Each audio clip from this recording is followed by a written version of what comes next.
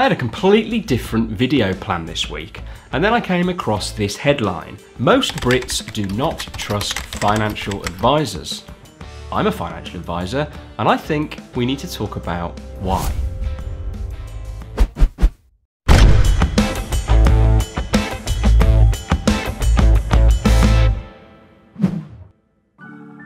Now clearly you're thinking, this guy's a financial advisor, he's hardly going to agree, it's hardly going to be an impartial view. Well, I might surprise you. This isn't the first time I've read something like this, but it is a recent reminder. This particular article was published on March the 16th, so just a few days ago from when I'm filming this. I'll put a link in the description to the particular article, but in order to save you a little bit of reading, essentially, they surveyed 2,000 people, and 57% of those people said they do not trust financial advisors. But interestingly, for those people that were over the age of 55, this figure actually rose to 65%. More than 1 in 4 said they'd been pressured by an advisor into purchasing a product that they did not understand. And around 13% said they had lost money on an investment that an advisor had recommended in the last 12 months. Now that's really interesting to me. There are areas of financial advice that are really complex. Inheritance, tax planning, trust planning, retirement planning, the list is pretty endless. When you go and take your car to a mechanic, do you expect a crash course in combustion engines? Or do you just want him to fix the car and pay a reasonable fee for the privilege? And as far as the 13% that said they've lost money in the last year, well, quite frankly, the devil is always in the detail.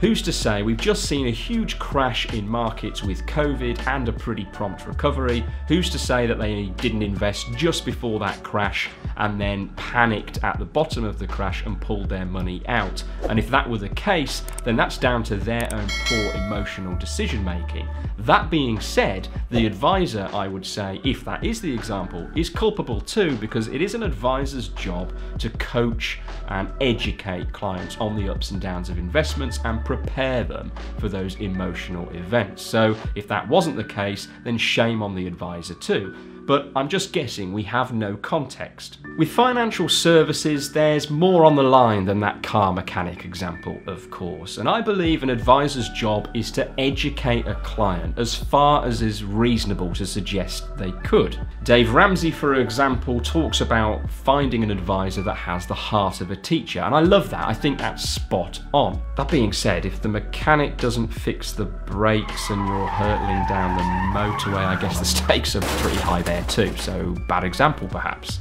Now I've lost count of the number of exams and qualifications I've had to take over the years, not to mention the fact that I have to do 35 hours of something called continuous professional development. Essentially, I have to show the regulator that every single year I'm doing 35 hours of learning, getting my knowledge better, keeping myself up to date, just to keep my license to give advice. So clearly there's a lot to learn and understand. Now I'm not telling you that to try and show off and say, oh, look at me, look at all the qualifications I've got.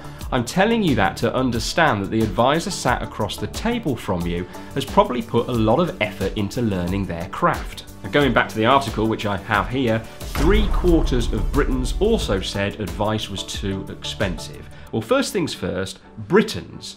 You surveyed 2,000 people. I hardly think that's representative of Britons.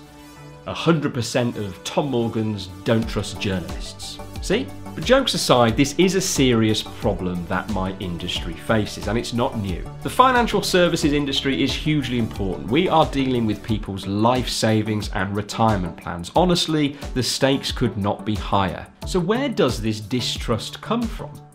In the article it says 38% of UK adults have had advice at some point in their lives. In contrast, 65% said they prefer to use free online services, while 76% felt confident enough to make their own financial decisions. The research also showed an overwhelming majority, 78% of people, would be more inclined to seek advice from advisors if harsher punishments were introduced for advisors engaging in unethical practices. So more stick, less carrot. And you know what? I tend to agree. You've only got to look up the Neil Woodford saga to see that. Google it. A similar number, 76%, also call for greater transparency when it comes to advisor fees. What they are essentially saying here is we're too expensive and it is too difficult to understand exactly what the clients are paying for. I think there are definitely a portion of advisors and firms that are guilty of this. However, not all firms, and in truth, I think it's got a lot better over recent years. But don't worry, here comes a chartered financial planner in the article who I guess has been wheeled out in the interest of balance to fly the flag for us champion advisors. Right of reply, if you will. Here we go. He basically says the distrust rate was not overly concerning and is to be expected within most professions. I'm sorry, what? How bad does a service industry have to be before you sit up and take notice? Do I think the survey is flawed with the number of people asked? Yes, I think most surveys are. Have you ever seen the beauty adverts on the telly where they say 9 out of 10 women agree it made them look younger, and then in the small print it says 7 of those women were members of staff and 2 were held by gunpoint? Do I wonder exactly what questions were asked? Yes, I think most surveys ask pretty loaded questions. Please rate on a scale of very good to exceptionally excellent how good you thought this survey was. You get the idea. Anyway, to say the results aren't alarming, I think is a bit odd. Our potential clients are basically saying to us that their default position before they've even started is one of distrust. They don't believe we're going to put them in a better position, and what's maybe worse, maybe we'll put them in a worse position, and that they should have their guard up when meeting us. That advisor might not be worried, but I bloody am. He goes on to say, a few bad advisors or experiences can taint a sector. Yeah, I guess so, but if it was only a few, why do more than half in this survey say that they don't trust advisors? Are there some rotten eggs? You're damn right there are. I've come across them.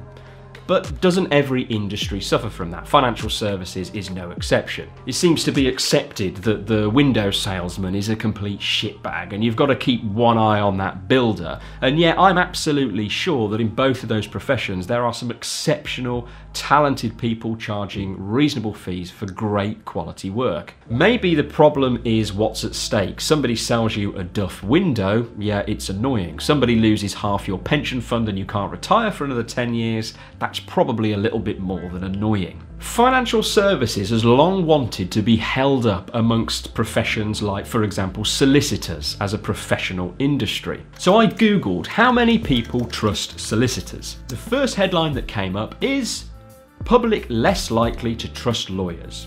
A YouGov survey of 1,700 adults found that only 42% trust lawyers to tell the truth. So more than half of them are lying. Looks like they've got a similar problem. When I was younger, I had absolutely no idea what I wanted to be, like most people probably. Well, that's a complete lie, actually. Oh, there goes my trustworthiness.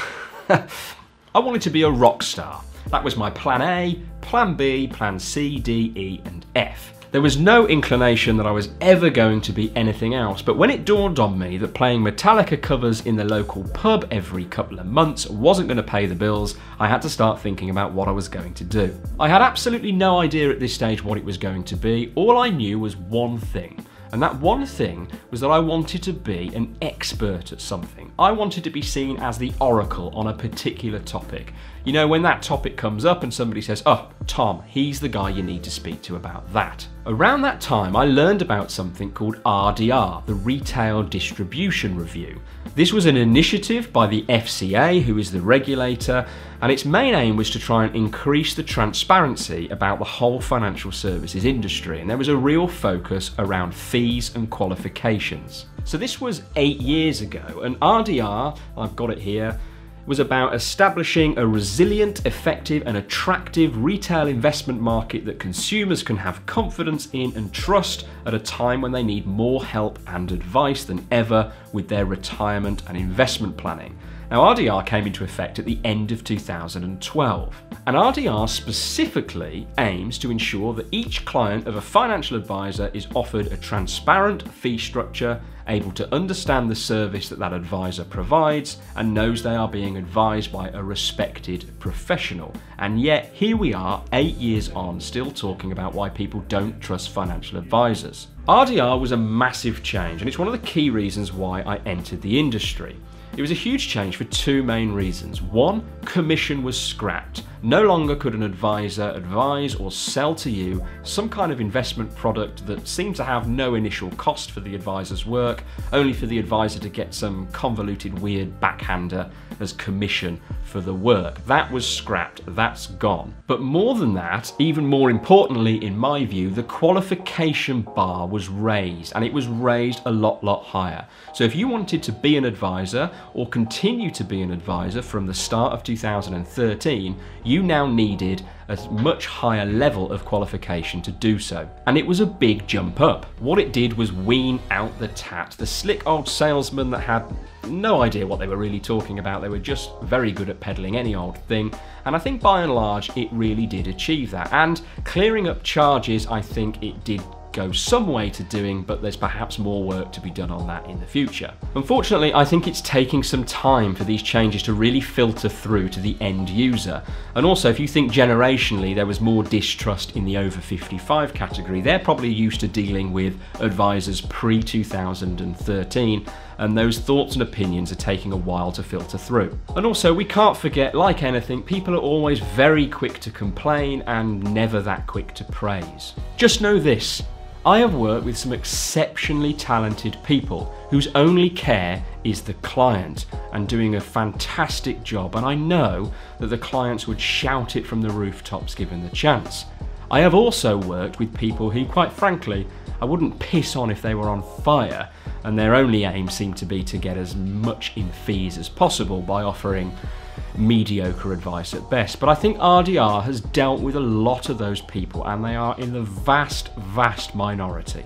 I saw the most frustrating post in a Facebook group the other day that I'm a member of for financial independence. Essentially, the question was asked, are financial advisors and planners now obsolete? The idea being that because all this information, so they think, is available on the internet, is there any real need for financial advisors and planners anymore? The economy works like this: you do what you do, and you pay other people to do what they do. It's the basic premise of everything. I suppose I could get myself up to speed on how cars work. Does that make mechanics obsolete? I guess I could go and grab that toffee hammer and go at my own teeth, rather than my pretty foolproof plan to date of going to see the dentist. Does that make dentists obsolete? Some people will want to go it alone, and of course that's absolutely fine. They get great pleasure in learning new skills and researching, and I really do wish them well. But the vast majority of people, I think, would do very well to have help and guidance from an expert advisor. So how do you choose a trustworthy advisor? Well, a couple of things. Ask them about their core values. Why are they an advisor? What is their motivation? Ask them about their fees. Are they transparent, really easy to understand? Were they patient in explaining things to you rather than trying to push forward to some kind of end goal? Did they take their time? What qualifications do they have? Are they studying to get even higher levels of qualifications? And what reviews can you find? Do you know someone that's used them? What do they say about their service? Look, I'm passionate about what I do. It really is that simple. I gave myself a little motto when I very first started advising, which was I would never ever tell a client to do something that I wouldn't, if I were in their shoes with my expertise and my knowledge, I wouldn't do myself. And I have stuck to that principle from day one. And my God, if everybody stuck to that principle in every walk of professional life, what a world it would be that we lived in.